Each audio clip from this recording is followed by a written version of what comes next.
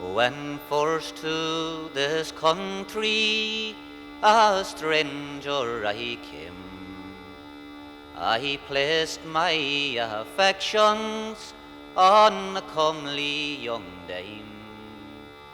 She was neat, fair, and handsome in every degree. She was the flower of this country, the rose of Ardee. My course I will give unto any young man that'll place his affections too much upon one.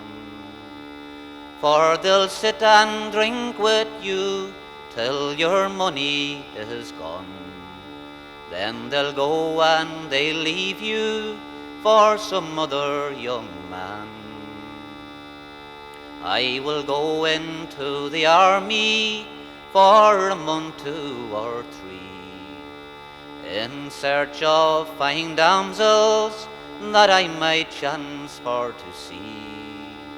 Still hoping hereafter I will find one in time that will drive you, lovely Nancy, right out of my mind. When I get my week's pay, to the crossroads I'll go, where with fiddle and with flute I'll forget course and woe. I will call for some liquor, and here's what I'll say. My course be on you, Nancy, for you've led me astray.